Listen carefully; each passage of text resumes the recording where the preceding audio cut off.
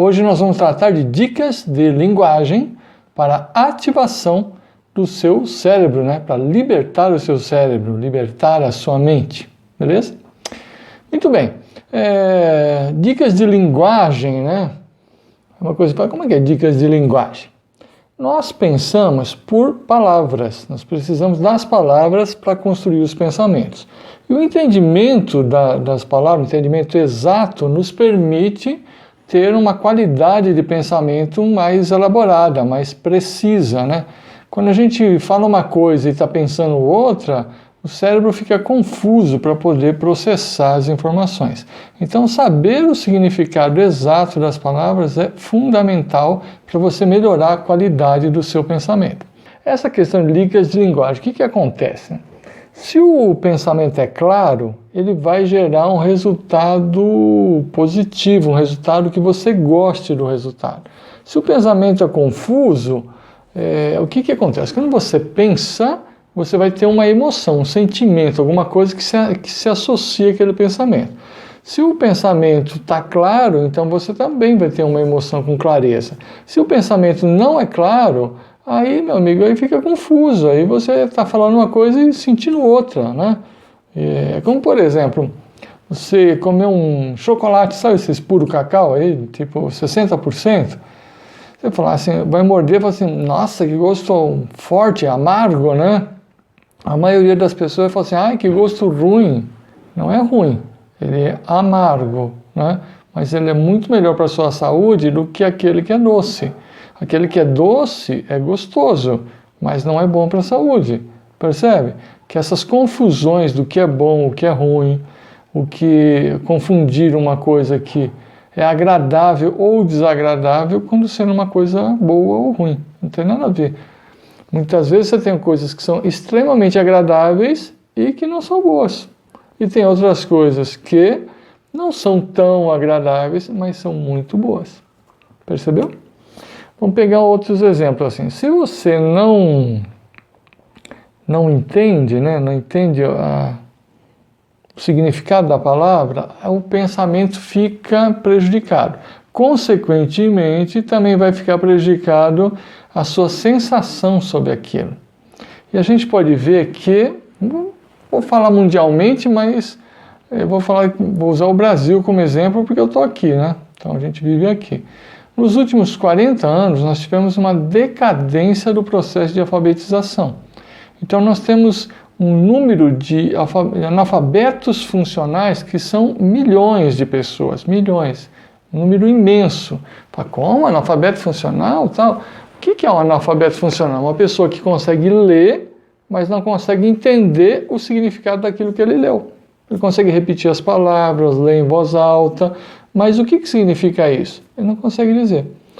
Como é que eu posso dizer isso? É só você observar os nossos repórteres aqui, o jornalismo no Brasil. Você vai ver que, salvo exceções, não vamos dizer, não é todo mundo, né? Salvo exceções, na sua maioria eles têm uma dificuldade muito grande de ter clareza de pensamento. As coisas são meio confusas. Vão fazer uma entrevista e ele quer opinar na entrevista do entrevistado. Não?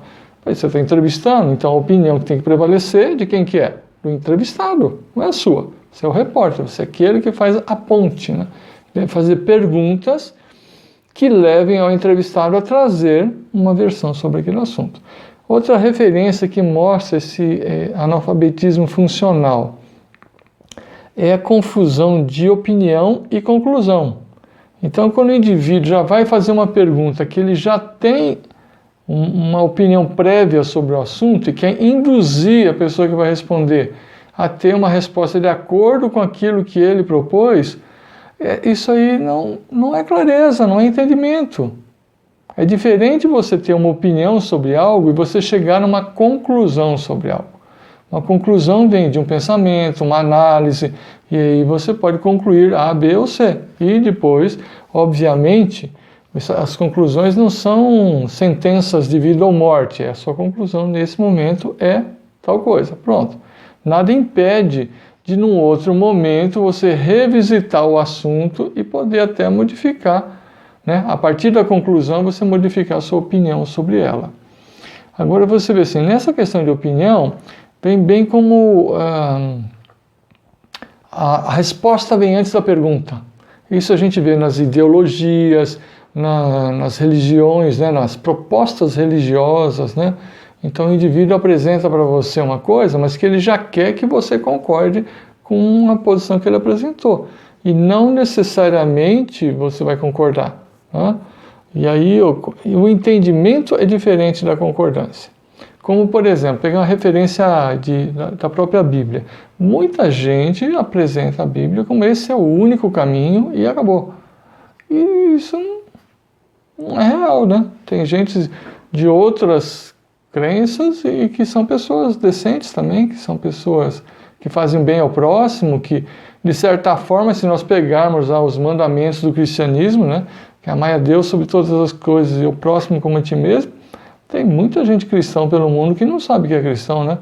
Que são pessoas corretas, pessoas que não prejudicam o próximo, que fazem o seu trabalho com amor e têm amor à sua família. Então, entende que é uma coisa muito complicada você dizer que só esse caminho é o único e que para eu poder me beneficiar desse caminho eu tenho que ir onde você está me indicando. É um troço muito complicado esse, porque você vai limitando, né, as pessoas, limitando as opções, né, sendo que a gente tem N opções no mundo, a gente não tem um único caminho. Vamos partir dessa referência mesmo religiosa. Então, o Criador iria excluir todo mundo que não tivesse a sua religião, é isso? Troço meio... uma verdade, entre aspas, bastante questionável, né? Bom, vamos ao que interessa então, as dicas de linguagem. O que fazer diante dessa confusão de entendimentos? É buscar uma clareza, né? Buscar dicas ou meios que possam te ajudar a entender melhor o significado das palavras, consequentemente, você vai ter um pensamento mais claro.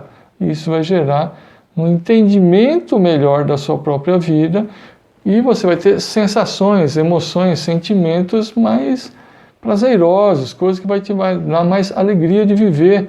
Consequentemente, você vai ter uma resposta melhor na sua vida. Bom, como fazer isso? A primeira coisa é buscar o entendimento, buscar essas dicas de linguagem. Eu já passei aqui algumas nos episódios anteriores, vou passar outras aqui hoje e semana que vem continuaremos com mais outras. Vamos nos aprofundar nesse assunto, né? Nós estamos fazendo isso aqui como comer mingau, né? Vamos pelas beiradas, vamos dando volta, vamos nos aprofundando. Vou pegar um exemplo, né?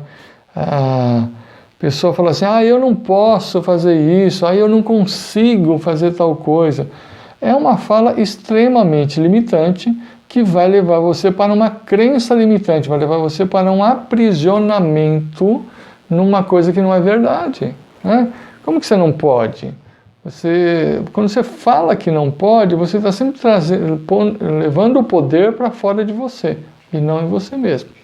Você pode dizer, eu não quero. Eu não quero fazer isso. Ou eu não podia. Né? Eu não conseguia. Quando você põe eu não podia, eu não conseguia, ficou para o passado. Então quer dizer que hoje você pode, você consegue. Agora, se você fica afirmando eu não posso, eu não consigo, você fica plantando informações no seu cérebro que vão limitando a sua capacidade de agir, de se manifestar, de existir. Tá? Então a gente precisa tomar muito cuidado com o que a gente fala. Por quê? Porque o nosso cérebro, o meu, o seu, de todo mundo, ele é um processador de informações. E ele age mais ou menos como um sonar, sabe um sonar um radar de avião, de navio, de submarino? Ele emite uma onda e aí essa onda reverbera, reflete e pelo aquele reflexo que vem de volta ele interpreta o relevo. É desse jeito que um submarino não colide. O teu cérebro é a mesma coisa, baseado naquilo que ele emite, ele vai interpretar de volta o que aconteceu. Então, se você disser, eu não posso, eu não consigo, você já está encerrando o assunto, não tem mais o que fazer, não consegue. É diferente de você dizer, eu não quero. Tá? Então, hipoteticamente, a pessoa convida você para fazer uma coisa e você não quer ir naquele lugar hoje. E aí você vai falar, eu não posso. Isso aí é péssimo para você, né? Então, o caminho seria o quê? Seria justamente você dizer, olha, hoje eu não quero não, hoje eu já tenho outros compromissos, tá? Eu agradeço, mas não vou fazer outra coisa. Pronto. E aí você está se comunicando e mantendo a sua força, né? Você que decide.